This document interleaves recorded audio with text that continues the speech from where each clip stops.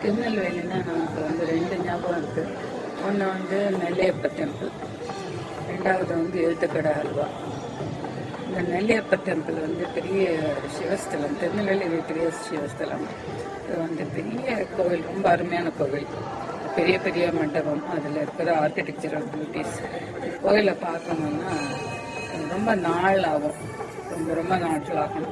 But ஒரு நாளில் பார்க்குறது ரொம்ப கஷ்டம். பெரிய கோவிலில் நெல்லையப்பருக்கு தனி கோவில் இருக்கு, காந்திமதி அம்மாவுக்கு தனி கோவில் இருக்கு. ரெண்டும் லிங்க் பண்ணியிருக்காங்க. சதட் உள் வழியாகவே போகலாம். இதுக்கு ஏன் திருநெல்வேலின்னு பேர் வந்ததுன்னா, இந்த கோவிலுடைய வேண்டிய சாப்பாடு கிரெயின்ஸ் எல்லாம் ஒரு தடவை மழை வரும்போது அதை அடிச்சு போகாமல் இருக்கிறதுக்கு கிரெயின்ஸே ஒரு வேலி மாதிரி மாறுது ஆக்குறது. அதனால்தான் அதுக்கு நெல் வேலின்னு பேரு. ஆனால் வேலி நெல்லை காக்கிறதுக்காக வேலி மாதிரி ஆறுனால நெல் வேலின்னு பேர். இது அவ்வளோ அழகான டெம்பிள்.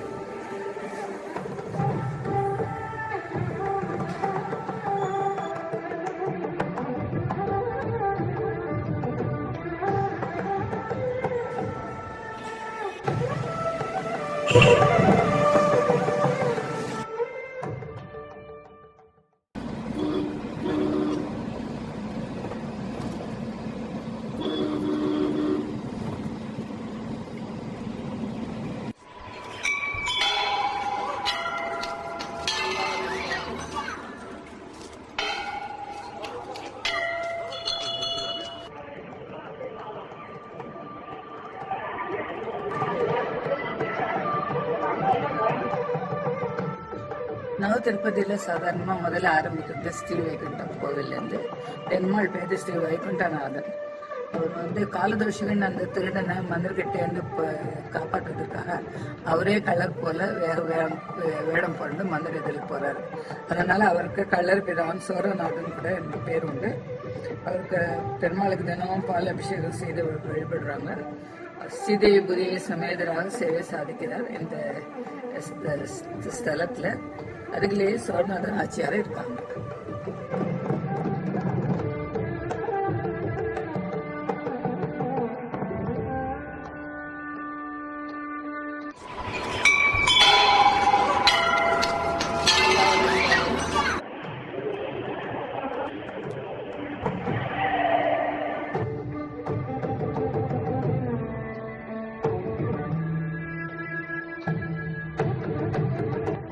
ரெண்டாவது நம்ம நவதிருப்பதியில் ஆரம்பிக்க போகிற ஸ்தலம் திருவரகுணம். இதை நத்தம் கூட சொல்லலாம். இங்கே கீழே நோக்கி அமர்ந்திருக்கார் பெருமாள், ஸ்ரீ விஜயாசன பெருமாள். தாயார் வரகுணம், அங்கே தாயார் வரகுணவல்லி தாயார், ரெண்டு தாயார்கள் இருக்காங்க ரெண்டு பக்கத்துலையும். இங்கே யோக நரசிம்மருக்கு தனி சன்னதி இருக்கு. இந்த சந்திர தோஷம் உள்ளவர்களை இந்த வழிபட்டு தோஷ நிவர்த்தி பெறலாம். இந்த ஸ்தலத்துல இந்த ஸ்தலத்தை யாராவது விசிட் பண்ணா அவங்க முக்கியமடைவார்கள் என்பது ஒரு நம்பிக்கை.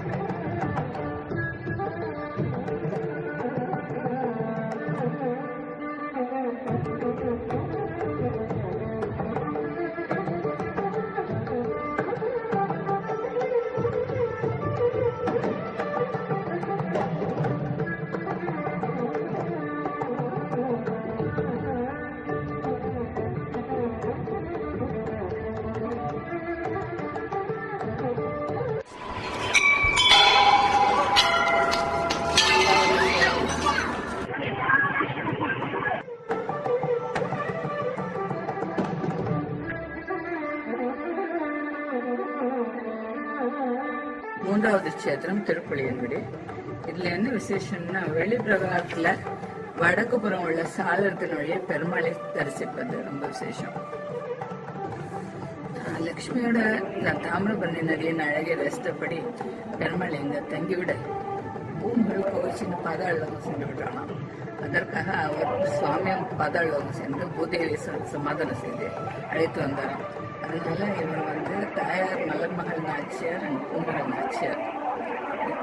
இந்திரன் இங்க ஈர்த்து நீராடி வழிபட்டு பிரம்மஹத்தி தோஷம் நீங்கப்பட்டானோ. அதனால புதன் தோஷம் உள்ளவர்கள் இங்கே வழிபட்டு நிவர்த்தி செய்யலாம். இங்கே சுவாமிக்கு தேங்காய் முடியில நெய் ஊற்றி தீபம் ஏற்றி வழிபட்டால் திருமண தடை நீங்கும் என்பது ஒரு நம்பிக்கை.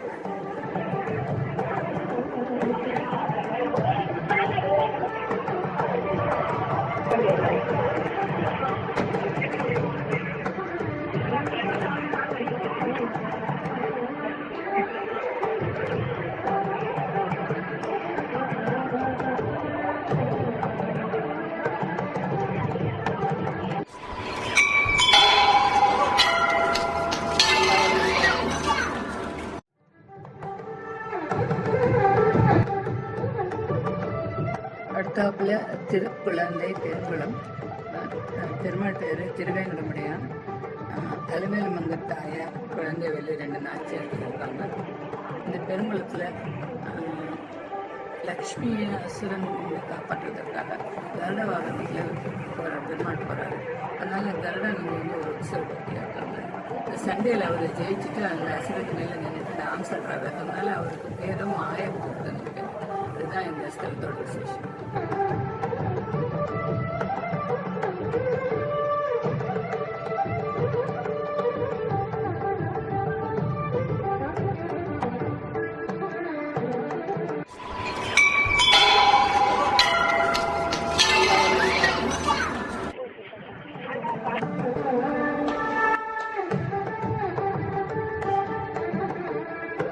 அடுத்தாப்புல நம்ம ரெட்டை திருப்பதின்னு 2 கோயில்களை பார்க்க போறோம். இந்த 2 கோயிலும் ஒரு 300 அடி தூரத்துல இருக்கிறது. இந்த நவகிரகத்துல ராகு மற்றும் கேது பரிகார தலமாக திகழப்படுகின்றன. முதல் கோவில்ல தேவகிராம ஸ்ரீனிவாசன் என்ற குளத்துல இருக்காரு. இதுக்கு தனி தாயார் கிடையாது இந்த கோவில்ல. 2வது கோவில்ல அரவிந்த லோசன் இருக்கார். வீட்டு என்ற குளம் உட்கார்ந்து இருக்காரு. இந்த இடத்துல சுப்ரபர்ண ஒரு முனிவர் யாகம் செய்ய நினைத்தாரு. இப்ப நிலத்தை அவர் பண்படுத்திய போது ஒரு தராசு மில்லும் கிடைச்சது. அவற்றை முனிவர் தொட்டத்திற்கு தராசு பெண்ணாகவும் மில் ஆணாகவும் மாறியது. குபேரனால் ஏற்பட்ட சாபம் விலகியது என்றனர் அந்த தம்பதி.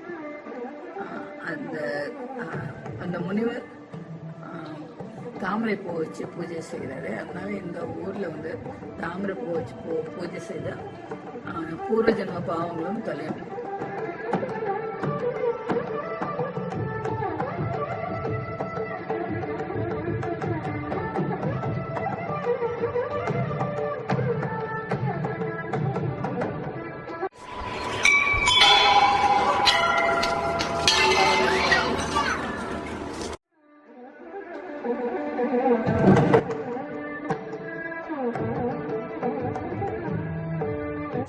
ஆழ்வார் திருநகிரி கோவில் ரொம்ப விசேஷமான கோவில்.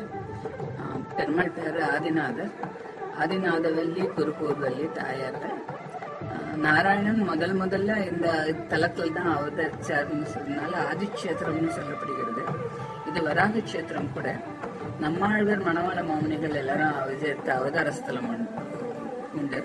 இது நம்மாழ்வாருக்கு தனி சன்னதி கூட இருக்கு.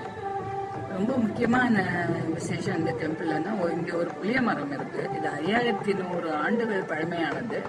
இதுல இருக்கிற இந்த புளிய மரம் பூக்கும் காய்க்கும், ஆனா பழுக்காது. இது ரொம்ப விசேஷமா தனியா இருக்கு ஒரு இடத்துல.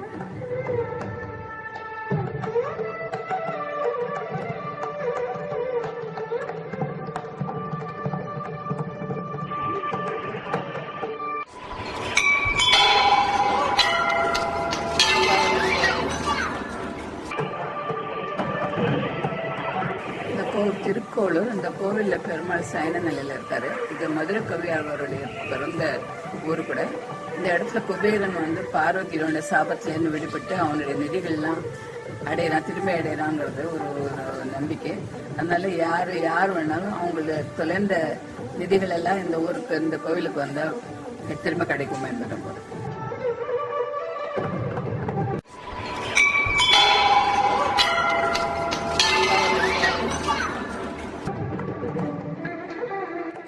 திருப்பதியோட கடைசி ஸ்தலம் தேர்ந்தெடுத்தாரு. பெருமாள் உட்கார்ந்துருக்காரு. பெயர் ஸ்ரீமகர நெடுங்குழைக்காதன், தாயார் குழைக்காதவளின் ஆட்சியர், திருப்பேரின் ஆட்சியர்.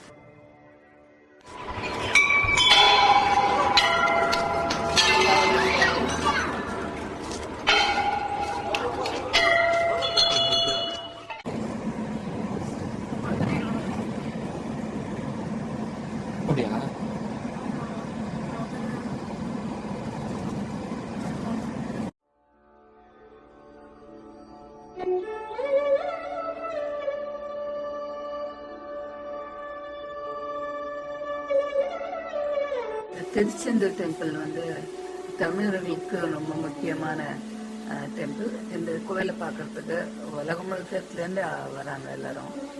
இது வந்து முருகனோட 2வது அறுபடை வீடுன்னு சொல்லப்படுகிறது. இது வந்து பே ஆஃப் பெங்கால் சீஷோர்ல இருக்கு. அதனாலேயே இன்னும் பில்கிரிம்ஸோட இன்னும் ரொம்ப பாப்புலர்.